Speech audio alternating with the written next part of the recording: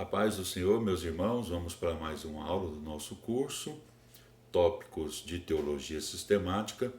Estamos estudando pneumatologia, a doutrina do Espírito Santo, e hoje vamos falar sobre o avivamento pelo Espírito. Bom, a primeira coisa que a gente vai observar aqui é a necessidade de avivamento. Quando, e em que estado de coisas, em que situação a igreja carece de um real avivamento do Espírito Santo? É a primeira pergunta que a gente vai pensar nela, né? Quando nela, aqui é a resposta, né? Quando é que a igreja precisa de um real avivamento? A resposta: quando nela prevalecem as seguintes características negativas. Primeiro, paralisação espiritual, indiferença e comodismo. Então, se você como igreja está nessa situação, né? Vamos falar mais individualmente do que coletivamente. Paralisia espiritual, indiferença e comodismo, está na hora de buscar um reavivamento. Segunda coisa, sonolência espiritual. Terceiro, insensibilidade espiritual. Quarta coisa, o envolvimento com o secularismo, né? Ou o mundanismo. Quinta coisa, a postura de não repudiar aquilo que é pecado ou pecaminoso. E sexto, quando há uma indiferença pelo culto, né? Então, são 6 coisas que caracterizam a necessidade de um avivamento. Elas estão aí arroladas e eu as citei. É bom que você depois leia essas referências. Então, no livro de Atos, vemos como Deus fez surgir, né, a igreja avivada no Espírito Santo, coisa que os crentes de Israel desconheciam. Cremos e oramos que, do mesmo modo, Ele vai avivar de maneira poderosa a sua igreja nesses últimos dias que precedem a volta de Jesus. O avivamento espiritual, como no princípio, é uma necessidade para todos nós nesses últimos dias. Vamos ver aqui na letra B, dentro desse tópico 15, né, que é o avivamento pelo Espírito. Na letra B aqui nós temos as características de um avivamento. Então vamos falar sobre as características de um avivamento produzido pelo Espírito Santo. Primeira característica é contrição total. Num verdadeiro avivamento, há contrição total pelo Espírito Santo. Contrição é a mesma coisa que arrependimento, é humilhar-se, é confessar os pecados, né? É estar na presença do Senhor, é quebrantado, para que Deus possa mudar, né, o ritmo espiritual da pessoa, né? Possa fazer uma mudança completa, espiritualmente falando, na pessoa. Então, primeira coisa é contrição, atitude de arrependimento, de humilhação e de confissão. Então, com isso, nós temos aqui a segunda característica, né, ou a segunda atitude, né, para um avivamento, né, ou uma característica do avivamento. Então, que é perdão e reconciliação. Lá em 1 Reis 18, mostra lá o desafio de Elias, né? Quando Elias foi levantar o altar, ele não colocou 10 pedras sobre o altar, o que seria normal, pois que ele, tendo em vista que ele era, ou ele pertencia ao reino do norte, constituído por 10 tribos. Pelo contrário, ele colocou sobre o altar 12 pedras, o que mostrava a união, né, das tribos de Israel. Com isso, Elias queria mostrar que teria que haver perdão, reconciliação e união das tribos para que Deus fizesse ali um grande milagre, como de fato ele fez, né? A gente vê também lá em Atos, capítulo 4 e versículo 32, a seguinte informação, né, com relação à igreja primitiva. E era o coração e a alma da multidão dos que criam. Então, para que haja de fato um avivamento, é necessário ter um sentimento de perdão e de reconciliação, porque Deus é Deus de união, mas também é Deus de unidade. E um povo, né, descontente, dividido e desunido não pode fazer muita coisa, né? Então vamos para a terceira coisa: generosidade e abundância financeira. É outra característica de um avivamento. Então, em Jerusalém, ocorreu um avivamento de ampla e contínua generosidade entre os crentes, de abundância financeira, nas contribuições para a obra de Deus em geral, nos dízimos, nas ofertas, nas doações, na mão de obra voluntária, nos auxílios, enfim, na cooperação de todas as formas, conforme os irmãos depois podem ler em Atos capítulo 4, a partir aí do versículo 32.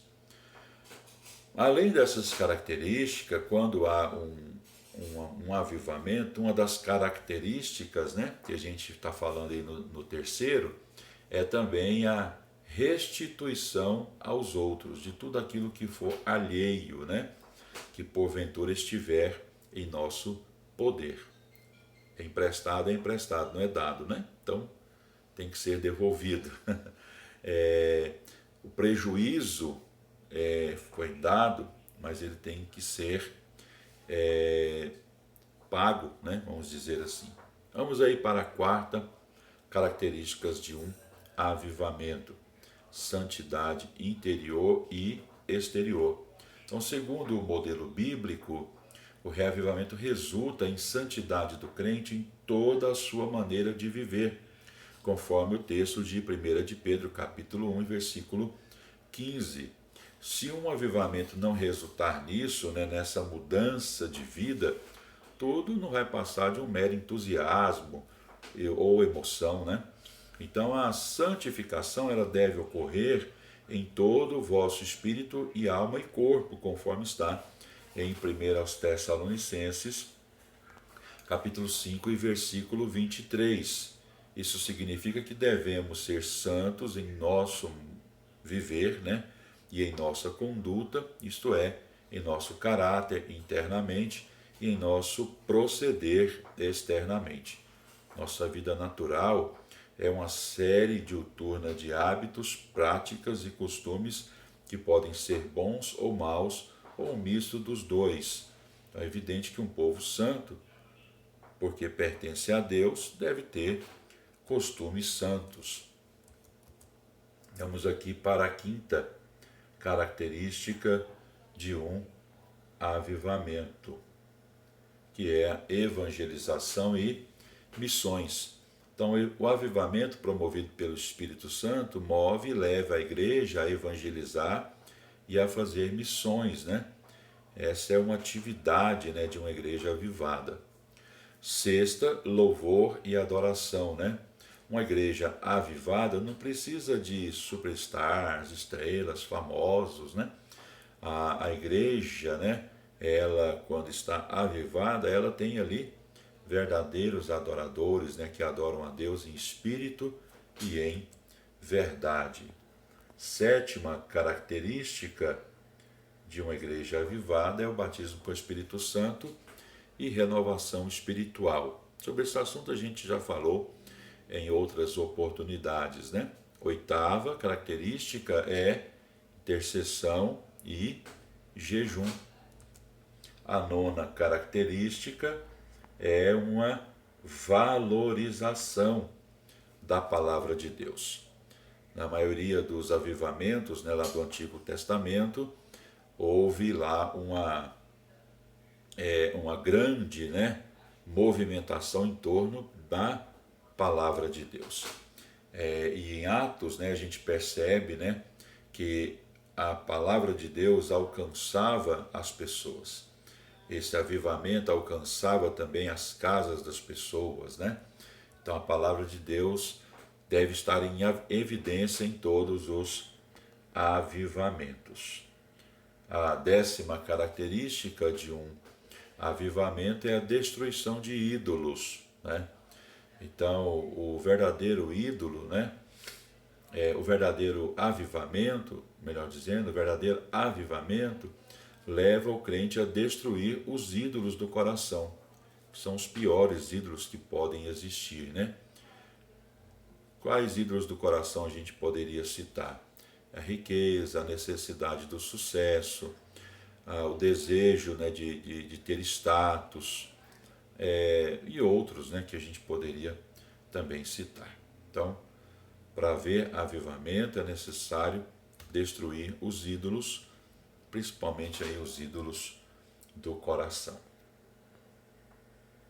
Vamos olhar aqui a letra C, onde vamos falar sobre o modelo do avivamento pelo Espírito.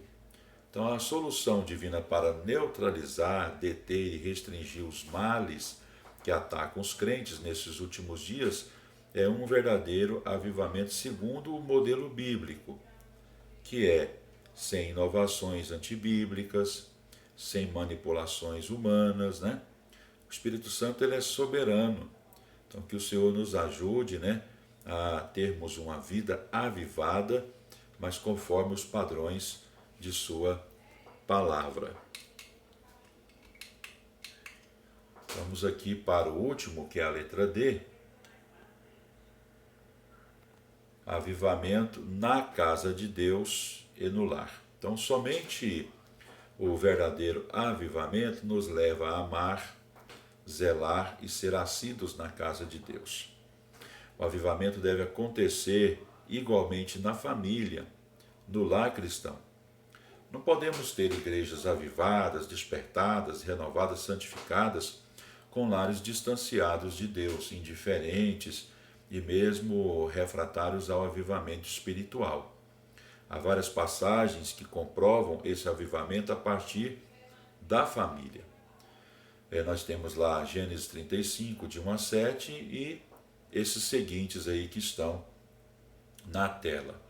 Então, o avivamento pentecostal, que aconteceu lá no dia de Pentecostes, né, lá na igreja primitiva, ocorreu num lar, numa casa de família, e continuou assim. Então, o avivamento espiritual é uma intervenção divina na vida da igreja, onde e quando Deus quer, em resposta ao clamor da igreja despertada para um avivamento. Precisamos, nesses últimos dias, de um avivamento que seja real, né? Bíblico, soberano, poderoso, divino, sobrenatural, irresistível e duradouro. Termina aqui a nossa aula. Deus abençoe a sua vida.